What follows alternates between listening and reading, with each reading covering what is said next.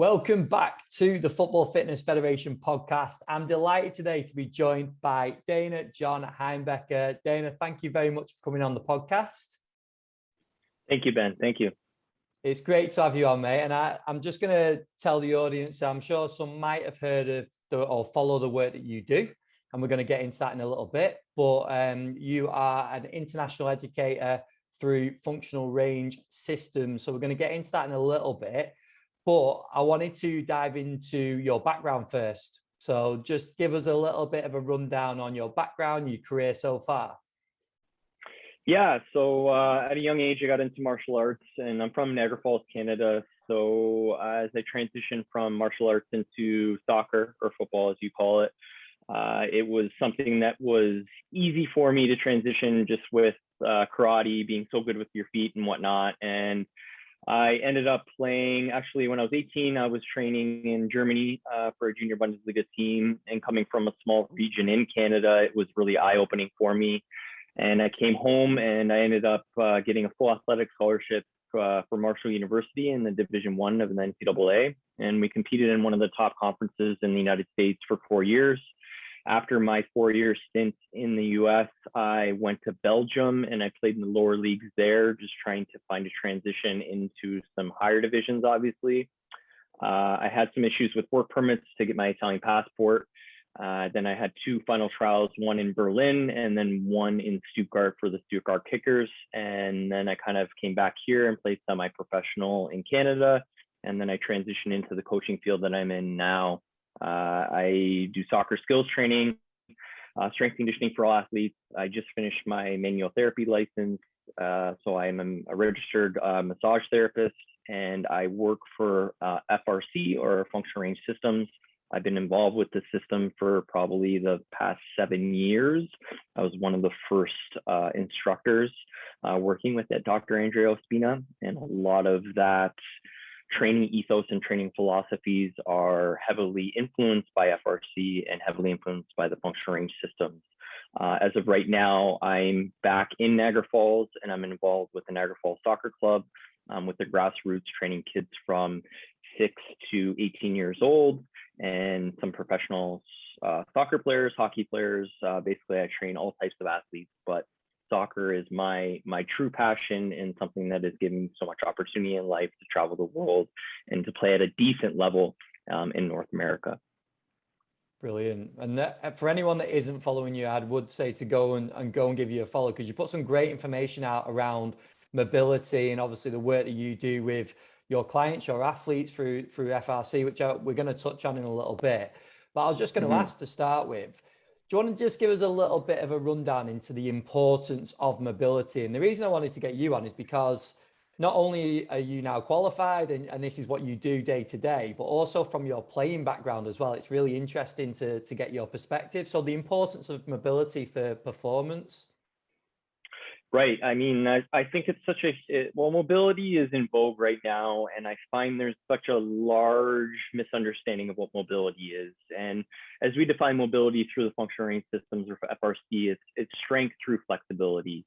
And not only is it mobility, but it's joint mobility. We want to look at the joint level. The importance of joint mobility at any athletic or sport performance field is essentially going to give you the ability to control your body. Not only give you the ability to control your body, but it also gives you the degrees of freedom within your joints. To explain further what your degrees of freedom is basically your body, the ability to control your limbs in space, and also the ability to control your body on the field specifically. Like we talked about before, Ben, I mean, I feel in hindsight, it's always 2020. You kind of look back and you're like, well, what are things that I could have changed with myself that would have made my game better? And I find hip mobility is such a key component, not only for body control, but for injury mitigation, for joint or tissue resiliency. All these components kind of fall under the umbrella of mobility. I feel through the FRS system, or functional range conditioning, mobility is very well educated at the joint level, very scientifically. It does a good job of understanding the difference between expressing mobility and training mobility. And we can get into that further, but basically expressing mobility is expressing the range of motion that you already have. And then training mobility is trying to increase your range of motion and your strength through that range of motions that you do not have. Now, for a soccer player specifically, certain things that we would look at: good internal external rotation of the hip, because that's fundamental joint capacity through a ball and socket joint. Also, then we look down the lower limb a little bit more, tibia rotation. If you look with female athletes, ACL injuries are almost an epidemic right now. The amount of ACL injuries, not only for female athletes, even for male athletes, is huge. So we look at injury rates are rising there. So if we can mitigate the severity of the injury through ACL injuries, then we're going to be on the field longer and we're going to be able to get better. Then you look at ankles. Inversion sprains are huge. People rolling their ankle on the side. If we can prepare the tissue or bulletproof the tissue on the lateral component of the ankle, then we can become more resilient. And then again, if we're injuring ourselves, then we're not be able to play. And it just comes down to the severity of the injury. So to kind of summarize what the importance of mobility is, it's just a whole umbrella of skill sets and characteristics that an athlete can possess. And I find in terms of body control, mobility is one of the most important vectors or skills that you would want to acquire and possess and maintain as an athlete, and especially as a soccer player. I mean, you look at certain injury rates with hips, groin, knees, and ankles. All those can be mitigated. I don't think they can be prevented. And if we look at how we're training certain things, I think we can improve upon how we're training. Yeah, 100%. And the phrase you used before, strength through flexibility, that's probably where a lot of the misconception comes, isn't it? That people think they're two separate things. We either work strength or we work our flexibility through stretching. So either doing a strength session or a stretching session. So can you go into a little bit more detail on that in terms of how strength and flexibility work together in order, especially, and we can touch on the system now as well, because I think some of the work that you guys do is brilliant. For sure. So you look at two components here. You have active and passive range of motion. So passive range of motion is the pliability of the extensibility of the tissue, the ability of your body to acquire the range through assistance of gravity or through assistance of someone else. So that would be flexibility. That's the first box you need to cross off, because through functional range assessment, we want to assess active and passive ratios, but you're not going to have more active range than passive range. So passive range is the first box that you want to cross off. So you need the range you need to acquire the passive range before you make it active. Now, active is the ability to have neurological control or the ability to create tension and contract in that range of motion.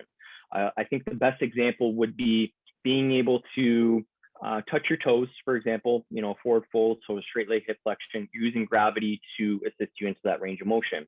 Now, the ability to lift your leg up, maybe like martial artists, have active control without any assistance, that is active range. So in the soccer world, we look at passive stretching, which still has its effectiveness in the strength and in the soccer field. But what you want to do is you want to make that usable.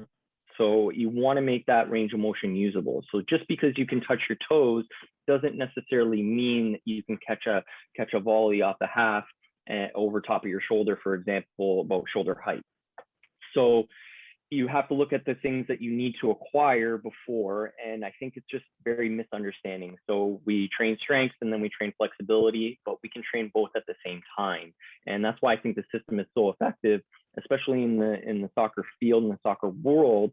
I feel that the strength conditioning might be a little bit behind. We might be too obsessed with numbers and sport performance and all data, which is great.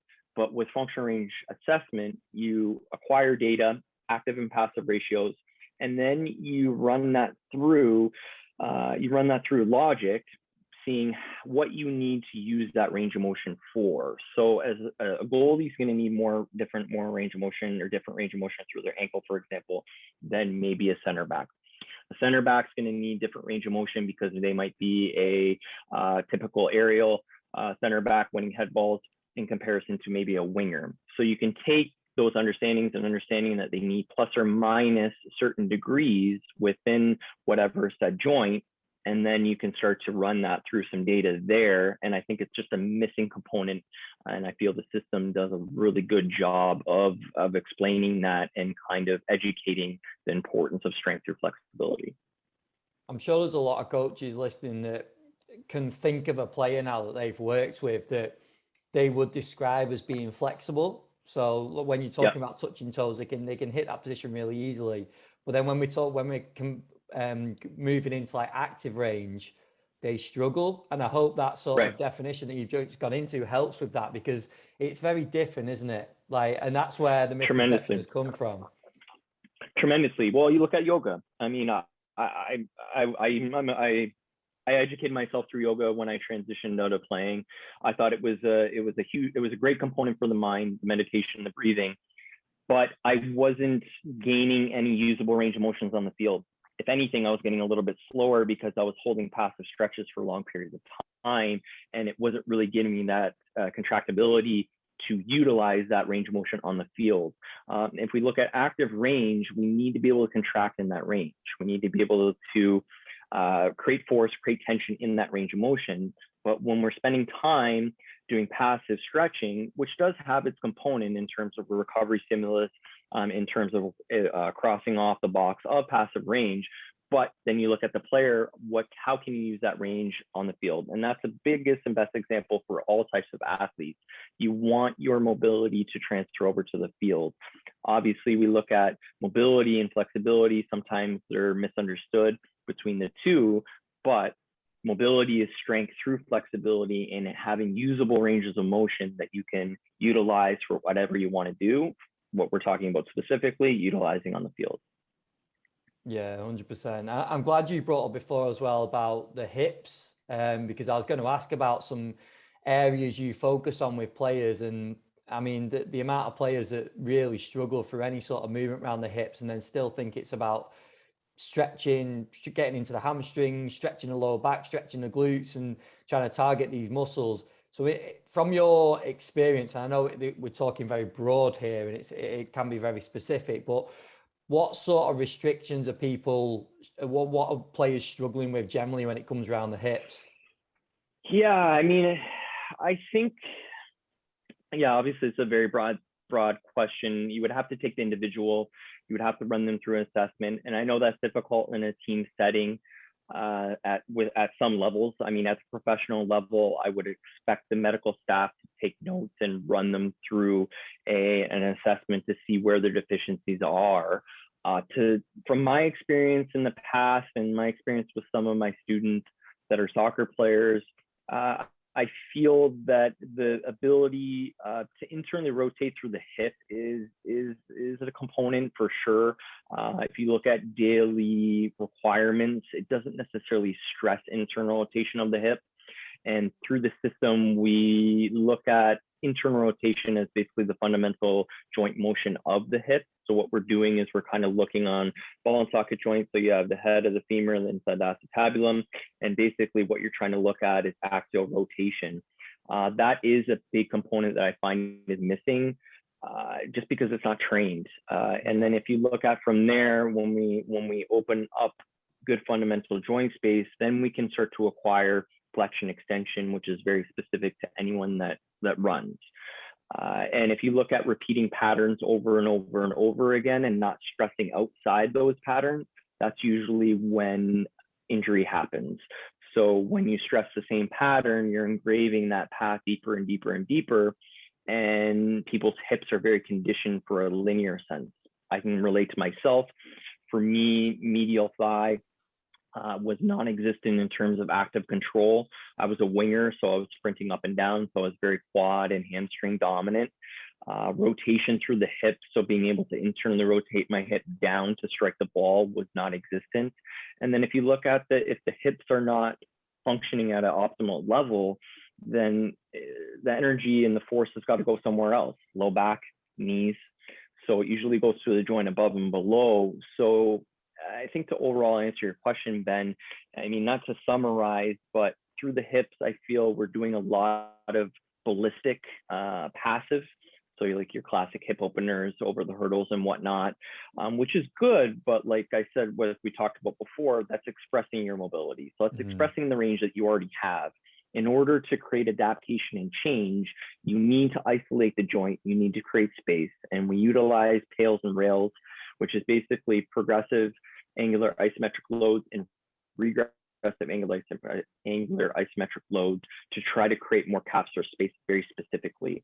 That is training, that is taking the joint to create more capsular space. And then from there, you can kind of acquire more linear attributes, which would be flexion extension, especially through the hip, which would be relatable to runners, right? I mean, top part of your gait, you're in hip flexion, bottom part of your gait, you're in hip extension.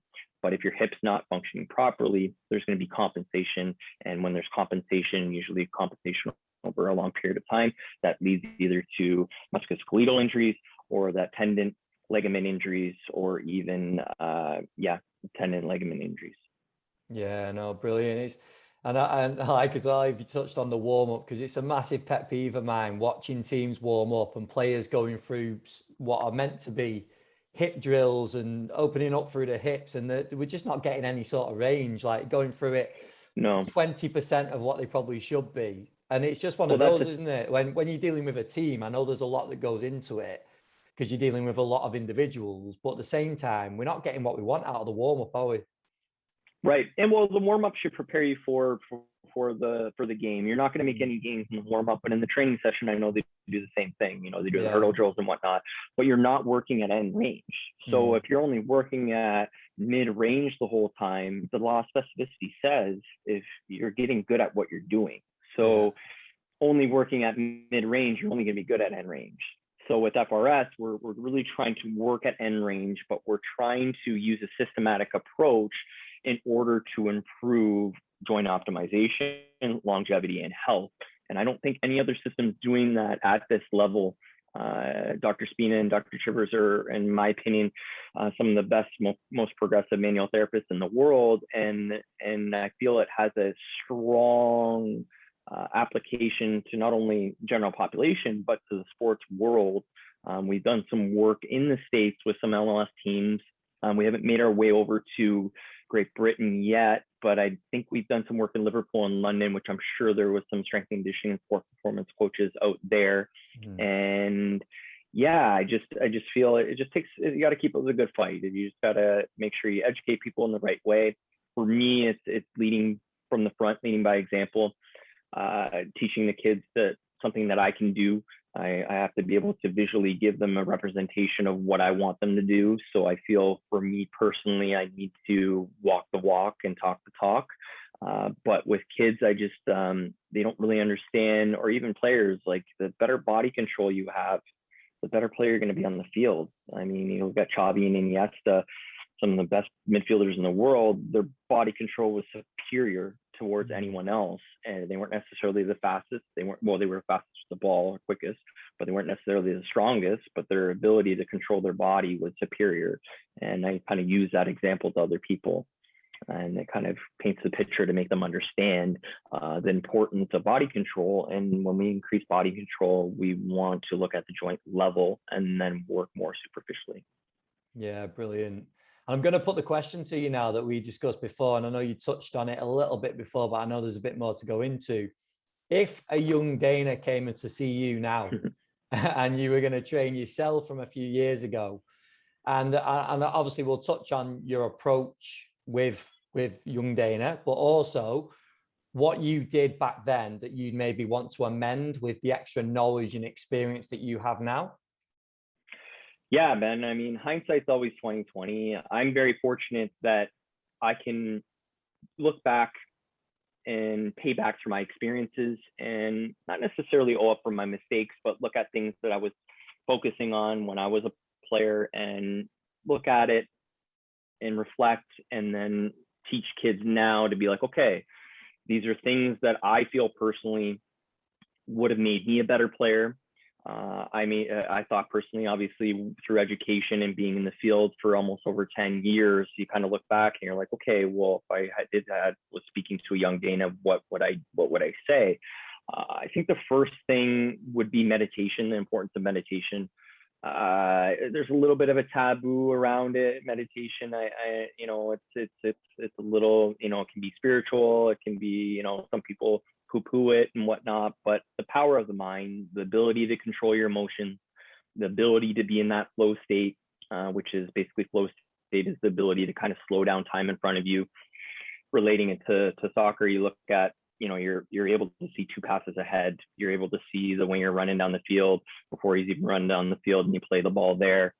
So meditation, I find, is the ability to kind of unravel the layers and be more natural to who you are and be less reactive to your emotion. And that is in conjunction with breath work. We use breath work to control the autonomic nervous system. So breathing in conjunction with meditation would probably be number one for sure.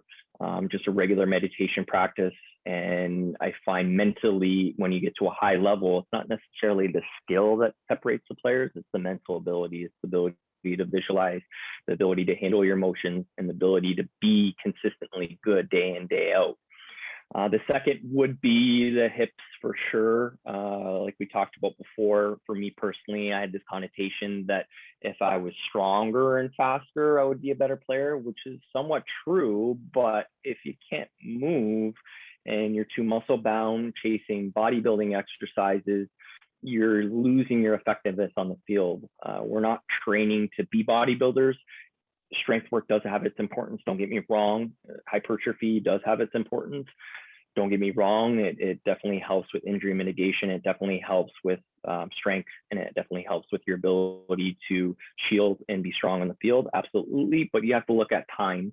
If you're acquiring X amount of time bodybuilding and weightlifting, when you could be utilizing that time for something else that would make me more effective, because we're always looking at for the minimal effective dose.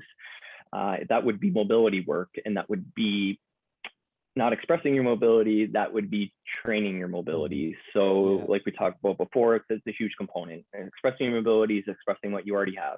Training your mobility is trying to improve your end range. And the only way to improve your end range is to train at your end range. Third component, nutrition. I went to school in West Virginia. So this is more to me. I mean, nutrition was a big thing. West Virginia doesn't necessarily have the best nutrition out there. So understanding the importance of, carb loading, carbohydrates, high fat diets, protein, replenishing after. So I think nutrition would fall under the recovery component, the ability to recover, the importance of sleep, all those things I feel is starting to catch wave now. I think sleep importance and nutrition and hydration and all those components there are super important. People are starting to understand the importance of that. So that would probably be the third component. So kind of the recovery of how that blends into nutrition, hydration, supplementation, and having that whole umbrella, I think would have made me a better player. And I think it would make anyone else a better player. And yeah, I mean, you're always developing technical skill work. I always tell my players probably one of the best ways to develop technical skill work is playing off the wall. That's something that I did day in, day out to develop my touch.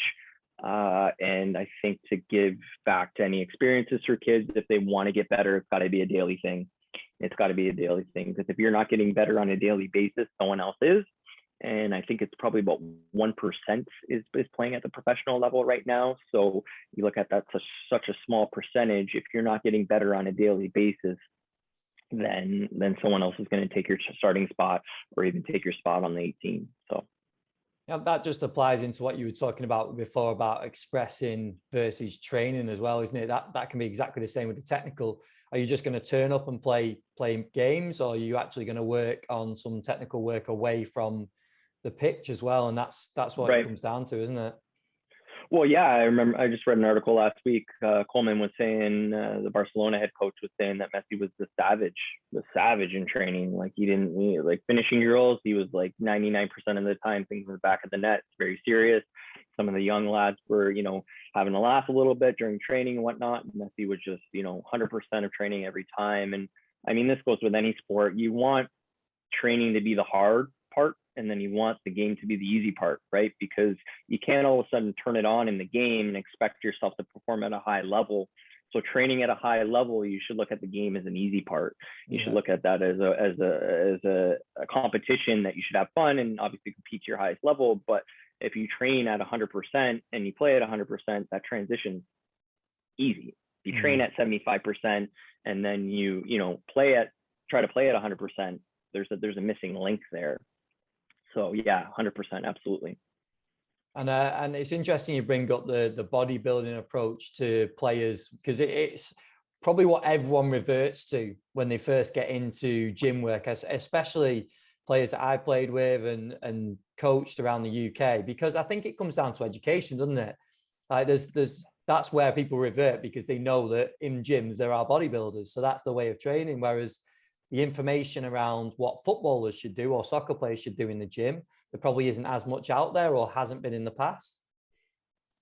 Yeah, I mean, yeah, it's just a part of the culture. I don't know if it's a male thing. It's something that we do resort to, that we want to look fit. And looking fit is fine. It's, we don't want to be all Amane Traore, but I mean, he's an exception. He's big, he's fast, he's one type of player, that's fine. But you got to look at the ability to control yourself with the ball. So if you're dedicating time in the gym and you're taking time away from the ball, and I guarantee you, if someone's better than you on the ball, then the time you're spending in the gym is not necessarily as effective as it could be. But you're right, Ben. It's things that we resort to because it is a part of the gym culture. Don't get me wrong, strength does have its component, but should we bench press, right? Or if you're doing bench press and you can't do a proper push-up, we're skipping steps.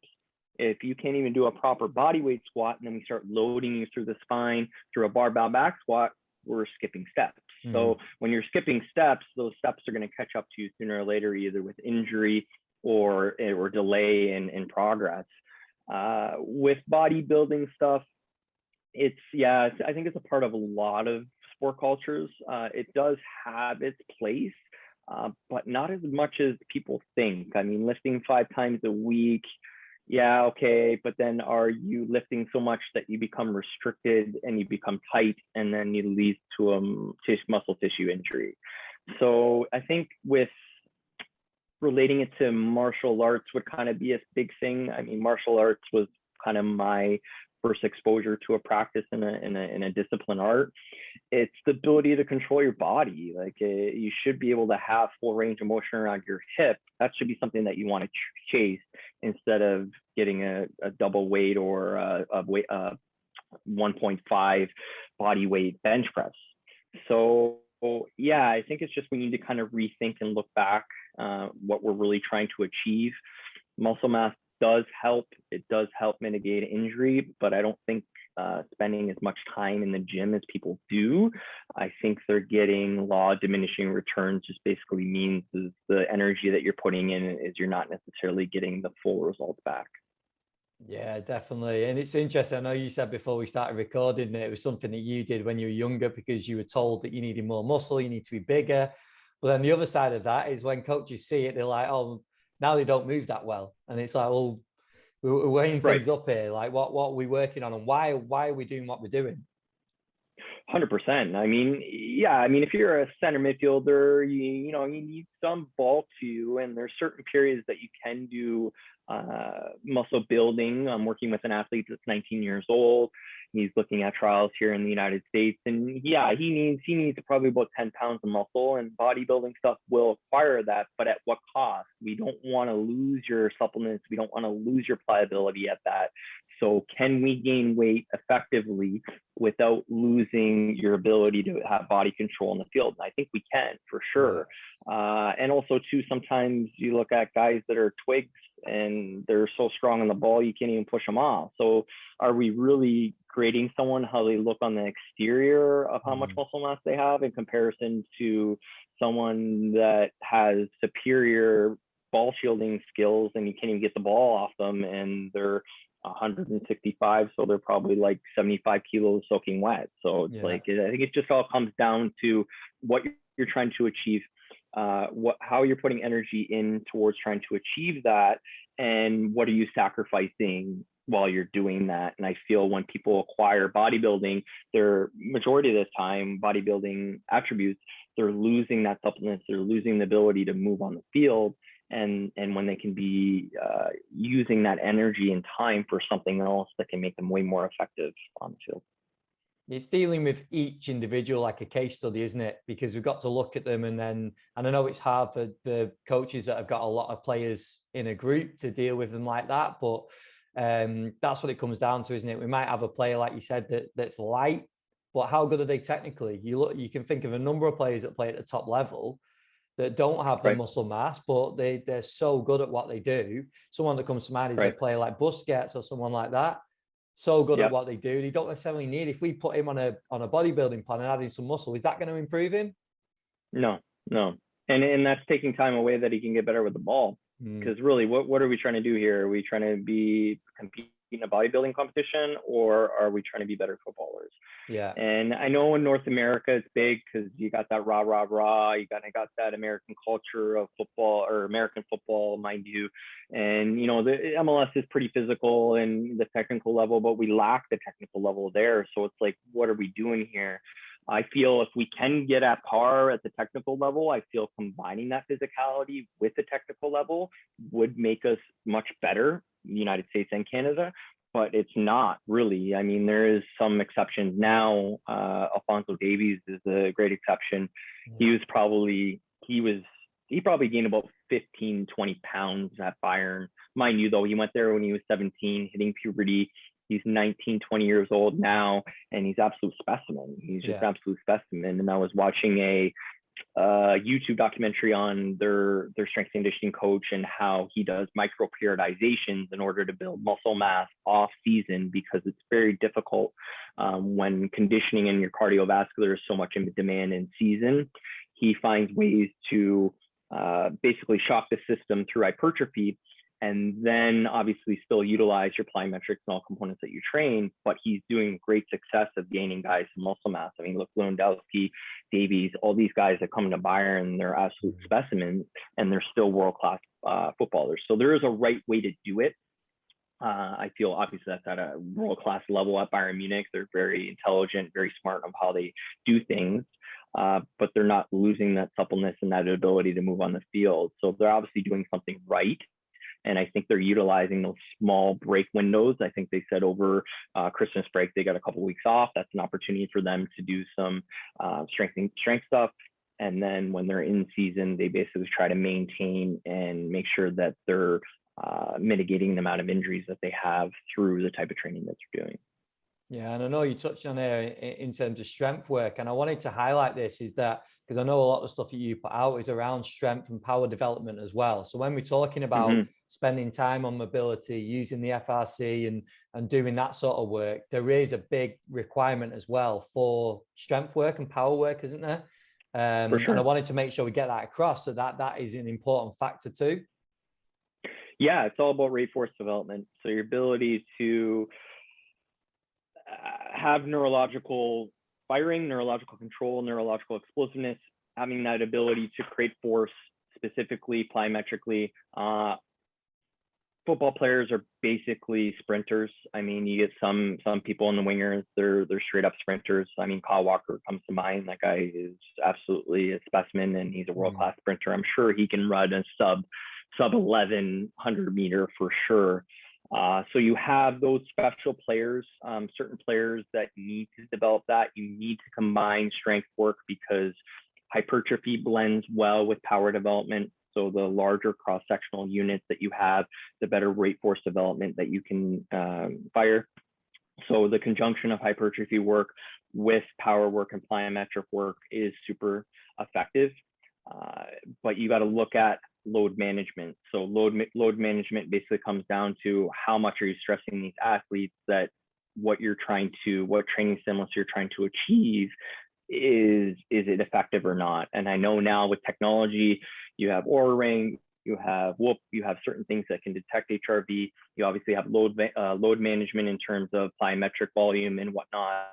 But that is a huge component. I would take a player, obviously, all day that is very explosive with and without the ball, and that I can utilize and give some technical ability in comparison to a player that may be lacking that explosiveness, that quickness, and has good technical ability. So it's kind of that battle between the two. So what do you take? You have a player that's really good technically and super slow, and well, not super slow, but slow. And then you have a player that's super explosive, but kind of lacks that technical ability. It seems to always be that trade-off.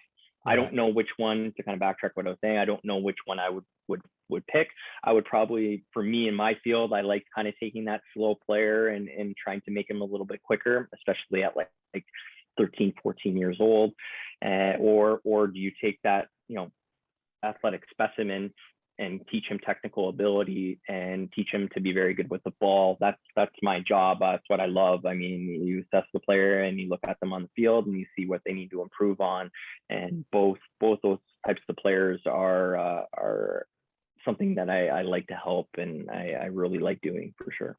And you need that blend, don't you, in a squad of those Yes. two types of players? Like, you think of any of the top teams has been around the world, there's always been more physically gifted or players with higher physical attributes alongside the technical sort of players as well. So there has to be that blend, doesn't there, as well? But I suppose it's just bringing up weaknesses, working on strengths. That's the sort of toss up that we're talking about, isn't it? Absolutely, yeah, and that's the skill and the art. So the skill and the art or the science and the art, right? I mean, you assess and you see what they need. I think bottom line, you have to be able to run. You have to have a good aerobic system. If you don't have a good aerobic system, everything else is going to go to shit. So developing aerobic conditioning is such a key component. That can be developed over time. That obviously can be developed over more game experience, more training experience and whatnot. But training that zone 2, which basically helps the pulling in the left ventricle, it's left ventricle hypertrophy. So as you start to get that steady state per se, so you're looking at probably about 120 to 150 beats per minute, you're basically building the gas tank of the player. And another way of looking at it is the peak of the pyramid is reliant on the width of the base. So the width of your base is basically your aerobic system. That can be developed through riding a bike.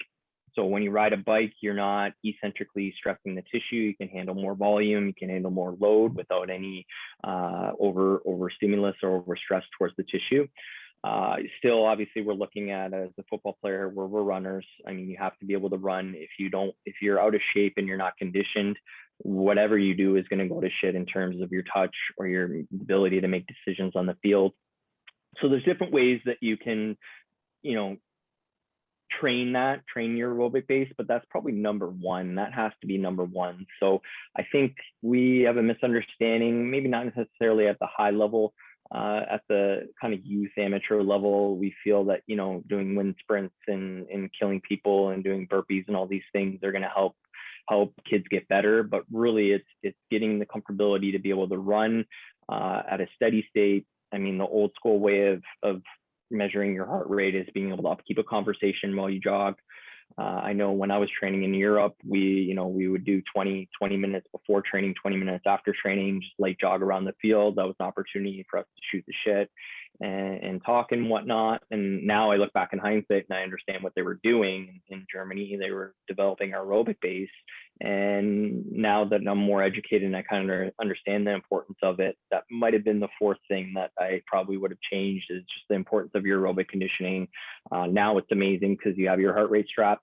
I tell my students, 30, 45 minutes at 120, 150, preferably between 120, 140, and keep that for about 45 minutes. And that's going to give you tremendous amounts of results, not only for stress management, load management, decision making on the field, your ability to cover distance on the field. It just crosses off so many boxes. And aerobic conditioning is something that we're starting to really understand more of the science now. And like I said before, if you look at the science with that steady state, your left ventricle, it hypertrophies, which is a good thing. You get more pulling to the blood or to the heart. As you get more pulling to the heart, you can distribute more blood around, benefits with mitochondria, benefits with red blood cells, all those things. And it's a misunderstanding. If you develop your aerobic system at a slow pace, you're going to be slow. So if you look at Kipchoge, he ran a marathon in sub 2 hours. That's not slow at all. He averaged 13.5 miles per hour. That's not slow at all. Nobody can run that, man, except for him. Yeah, it's a full out sprint. And it's also to the other connotation.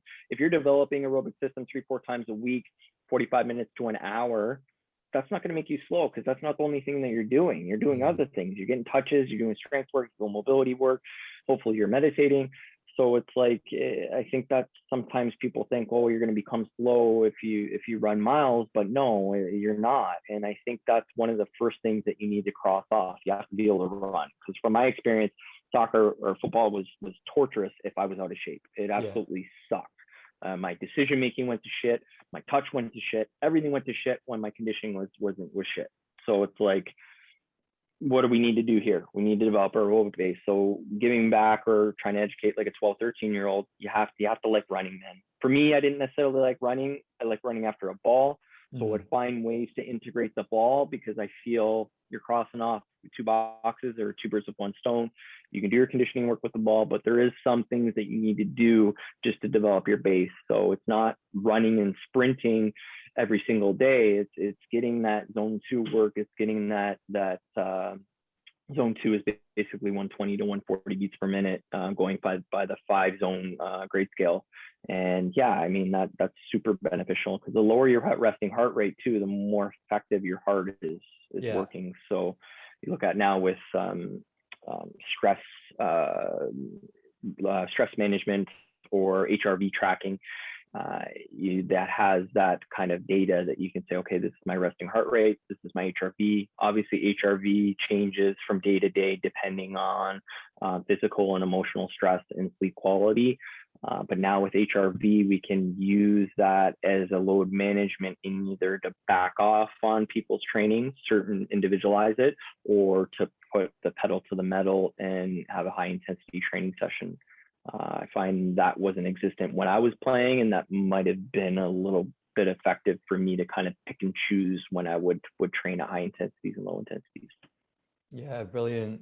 There was a couple of things I just wanted to just go into before we just touch on, because I was going to ask about the FRC like program as well, in terms of if guys are interested, and just sort of give us where they can go. But just before we go into that, first thing, if we're taking an example of a player that is struggling with internal rotation of the hip, which I'm sure there's going to be plenty out there, how often are we looking at working on, and I know it's very tough on, because we have got the video going, but it is going to go out on audio as well. So I'm not expecting you to show any drills or anything like that, but because people can go and see the work that you do.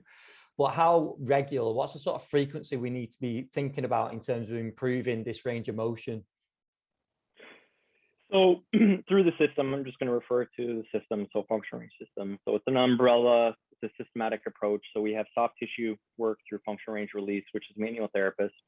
And then we have functional range assessment, which is a joint by joint assessment through active and passive ratios. And another key component that probably is the most fundamental thing within the system is controlled articular rotations. We have FRC, which is the individual, taking the individual in front of me, running them through an FRA, understanding where their physical deficiencies are, and then training their physical deficiencies. Also, too, looking at their prerequisites. So if you take a player, if they have limited ankle dorsiflexion, I'm not going to make them front squat or back squat, because we know if we're insulting the assessment and we're ignoring the prerequisites that it takes to back squat, for example, we're skipping steps and we're not necessarily optimizing to our full potential. Then the other component is kin stretch. So kin stretch basically falls under the FRC umbrella. Kin stretch is a group approach, so through the FRC principles. So you take a team, you take a group of people, and you teach them controlled articular rotations. You have pails and rails. These are all things that fall under the FRC umbrella, but with kin stretch, it's more general per se. With FRC, it's more individualized. And then you have FRA that kind of takes that individual to understand what they need. And then functional range release is soft tissue palpation, assessment through length, assessment through specific structures to see if they're optimally working at their full potential or full capabilities. Now to speak controlled excuse me, to speak about controlled articular rotations, that is probably, we call it like the Swiss Army knife of FRS. That is basically working your joint by joint at end range of motion. We encourage our students to do it first thing in the morning through a morning routine, just to get the synovial fluid going. You can use it as a diagnostic tool to understand where some limitations are in your hip. Also, we use it as an assessment. So if you take a hip carb, so hip controlled articular rotation, you're going to come into the external rotation of the hip, you're going to come into full flexion, you're going to abduct the hip, then you're going to internally rotate the hip, then you're going to extend and wrap around. From there, I can take assessment zones to understand, okay, well, I have a goalkeeper, for example. Lateral motion is super important for a goalkeeper. So what tissue is being stressed on the field for him? And then what tissue can I stress specifically for him to make that transferability and specificity of said or of the specific tissue on the field? So to go back to your example with internal rotation, that's just a broad understanding or broad kind of assessment base. The only reason I said that is because I find it's neglected in the requirements of daily life. If you're a hockey goalkeeper, for example, you might live in internal rotation as a butterfly style. But with cars, you're looking at assessment zones where they lack. So say, for example, you come into full hip flexion and you look at, they don't have good hip flexion, but he's a winger. He needs good active hip flexion to be a sprinter. If there's a discrepancy between active and passive, meaning I can bring his hip up and towards his chest passively, but then I'm actively telling him to bring his knee up and towards his chest, there's a discrepancy there. As there's a discrepancy there, we know he's compensating to get to that range of motion. Also with hip extension, you look at hip extension is usually coupled with lumbar extension. With hip extension coupled with lumbar extension, if you don't have fundamental joint motion through your hip, where's the low back pain going to go? If you can't extend through the hip properly, all the force is going to go through the low back, then we might have low back injuries. So I think in terms of frequency, you have to maintain your range on a daily motion, you have to maintain your range of motion daily. With cars, it's working circumduction, working end range around said joint. It's training outside those regular lines that you may encompass or encounter on a daily basis on the field.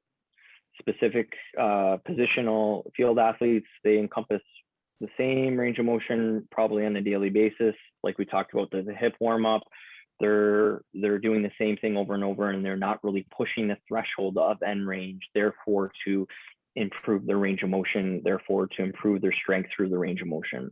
Also too, if you can't create tension and you can't contract in the range of motion, you can't control the range of motion. So there's, like we said before, the discrepancy between flexibility and mobility. With a specific player, for example, if they, like we said with the hip internal rotation example, we want to basically isolate that joint as much as we can. Because if we don't isolate that joint, we're going to get compensation and coupling. And when we get compensation and coupling, we're not truly training what we're trying to achieve. So with internal rotation, we use the first thing that we need to do if someone lacks that deficiency, physical deficiency. We want to do pails and rails. For me personally, being a manual therapist, I would assess the hip. I would see if there's any aberrant tissue function or aberrant joint function, go from there, make it very specific. Maybe certain tissues are not lengthening at proper length. I would go through that area through functional release. Then through a training stimulus, we utilize something that's called pails and rails. Some people may compare it to PNF, but it's incomparable to PNF. Basically, we call pails and rails PNF on steroids. So progressive angular isometric load. You take the stretch tissue, so whatever you're stretching, say if you're stretching internal rotation, you're stretching the tissue at length, which means progressive.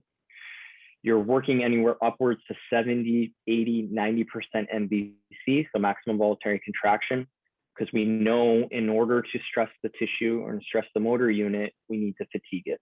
So at low levels, we're not going to get the training output that we want.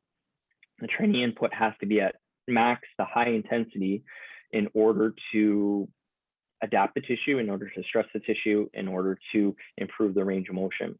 Then the regressive side is the ability to contract in a shortened position. Now, the ability to contract in a shortened position is neurological in nature. What that means is your nervous system has representation of certain areas in your body, depending on how much body control you have. It may have a broader understanding, a broader real estate, a broader understanding of that real estate. With rails contraction, it's the ability to contract in a shortened position. And this is where the frustrating thing comes in, because most of us don't contract in a shortened position because we live in mid ranges. Mid ranges is where we're the most comfortable in. So rails is high intensity contraction in a shortened position. So if you take a bicep, for example, so say you do a bicep curl, so you're in full elbow flexion. Okay. My pales contraction is I'm going to come into elbow extension. Okay. Now, if you look at, I'm stressing the whole posterior side of my radius and ulna. I'm stressing the whole posterior side of my humerus.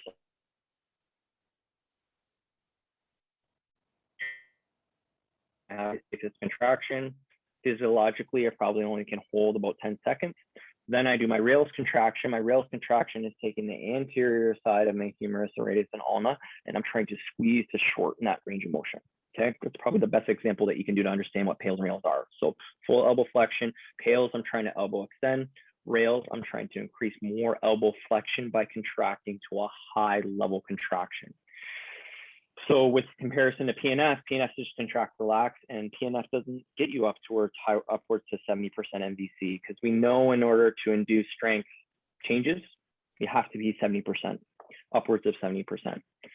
So with internal rotation, as that example, we want to stress, if we're training at high levels, neurologically max effort, 1 set, but right away, I would not do that. I would ease someone into it. First, I would try to get someone in the stretch position, get them to understand where they feel the stretch, because you can't create awareness without change. So if I put you in a stretch position and you don't really have a good understanding of that posture and position where you're feeling the stretch, then we're kind of skipping steps. So that would be the first step. Maybe after a couple of weeks, then, or maybe after a week or so, I would start to stress a pales contraction, low level, just get them to understand how to contract in that position. Then maybe tinker in a rails, and then I would start doing high level pales rails. And that's over a course of a long period of time. But while they're doing that, they're still trying to improve and maintain the range of motion through cars. Depending on the athlete, if you get a kid 12 years old, cars are pretty potent, man. They're really potent. Their tissue is still way more malleable. Their body is just way more open for information in comparison to maybe a 25-year-old footballer that's, never done internal rotation since he was 10. And, that's when kind of pales and rails would be very, very effective. Don't get me wrong, doing that with a 12-year-old would make that training output or the long-term training outcome much more potent. But at a 12-year-old doing cars on a regular basis, I've seen some really good improvements with kids over 3 to 4 weeks, just getting them this ability to contract in that range, full range of motion around the hip or whatever, knee, ankle.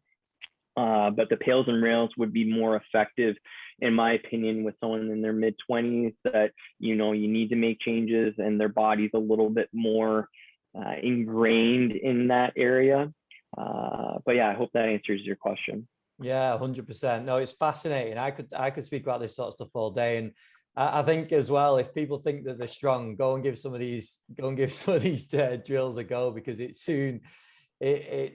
puts you in positions and stresses that you probably not feel when you're doing strength work in the gym, because it is a very different feeling, isn't it? But for me, I think this is the difference. Like, this is the transfer to performance in that what you were talking about before, the difference with training strength through flexibility. But this is the real key for getting that transfer from strength work to more specific strength work, and then hitting the angles and getting the control that you need out on the pitch as well. So Dana, just if people want more information about the system, where would you direct them? Where's the best place for them to go? Yeah, so functional range systems, right now we're still doing online certifications or online seminars. The seminar is 2 days. Eventually, when the world opens up a little bit, we'll be traveling around again, teaching FRC. FRC would probably be the first seminar that you would want to expose yourself to. And then from there, we're releasing a new internal strength course, which is released in the new year, which is new material. Usually, we want people to be familiar with the system before they dive into kin stretch, for example, before they dive into FRA.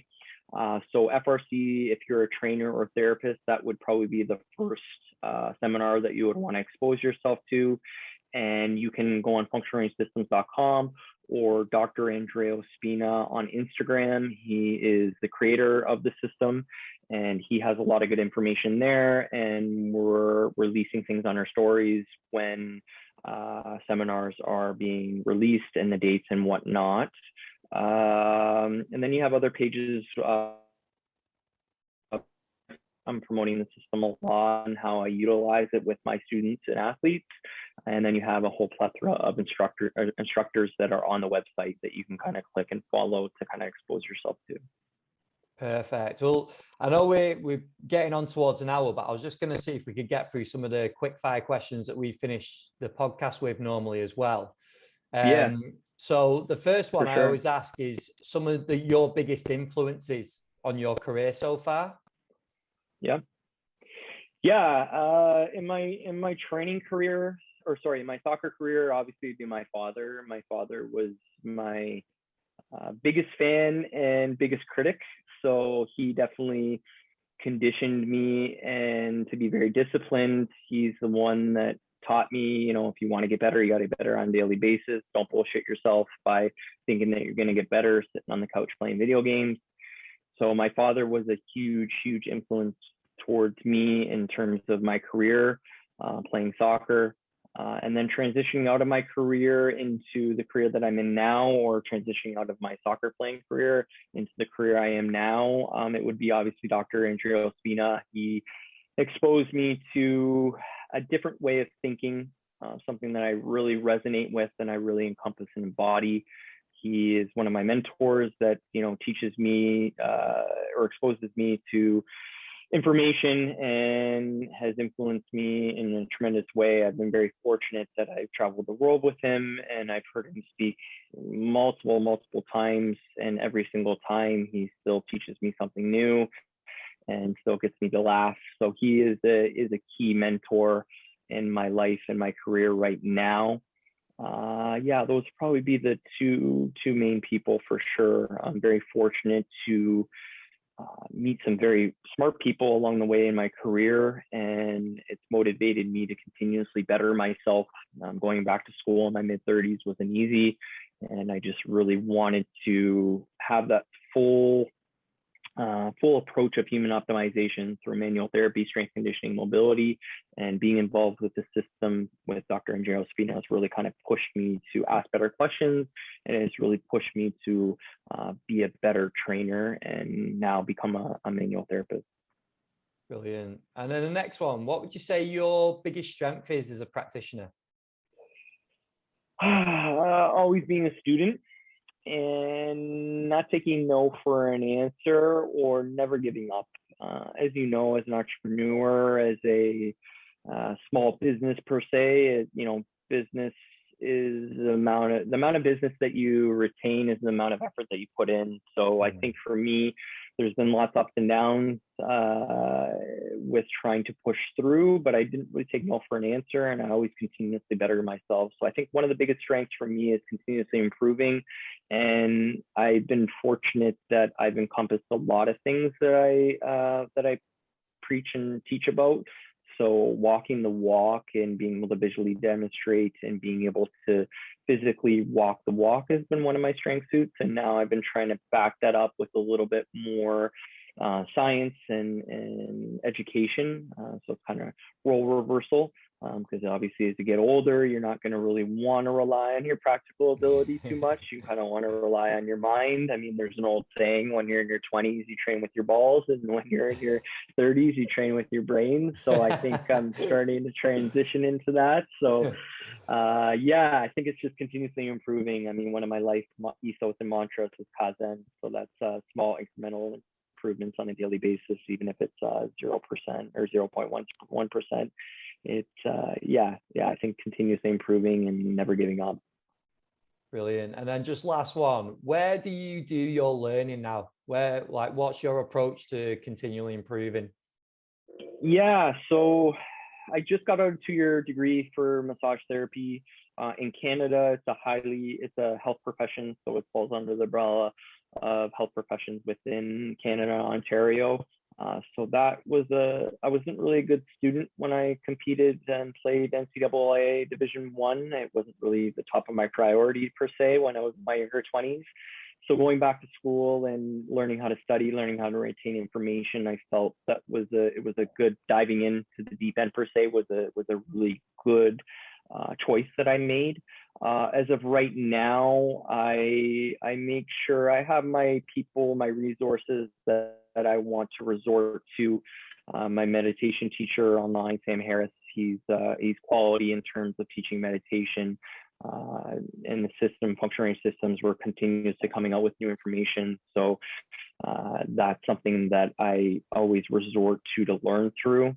As of right now, I'm trying to improve my palpation skills and improve my anatomy at a deeper level. So that seems to be my main source. So my main source right now, I mean, the internet is a gift and a curse, because you don't want to spread yourself too thin with the amount of information out there. So you kind of have your sources that way. I like to read. So right now, one of my main interests is hormones and chemicals of the brain, so neurotransmitters and whatnot. So Dr. Andrew Huberman is a great resource that way. He's releasing quality information on a regular basis on dopamine, oxytocin, norepinephrine, all those components there of the hormonal chemical system. So yeah, I think those probably the three or four key things. And yeah, that's pretty well it. Yeah, I listened to one of his podcasts recently because I put out a poll on our Instagram page for podcast recommendations, and someone recommended it, and it blew my mind. When he was talking about stress, and yeah, go and if anyone's listening that wants a podcast recommendation, go and give that a listen, because it's brilliant. Some great information on there. Well, Dana, thank you very much, mate, for coming on. I really appreciate your time. I've wanted to get you on for a while because I knew some of this stuff would be great for the listeners. So I really appreciate you giving up your time and coming on. Ben, thank you. I'm happy it finally worked out, and I'm happy to kind of promote what I'm about. If anybody wants to give me a follow at DJH Perform, I'm consistently pumping out some material now through my stories and posts and whatnot. And like I said, if you want more information about functioning systems, you can look at functioningsystems.com. If you don't know where to start, I would personally suggest, depending on your background, I would personally start with FRC.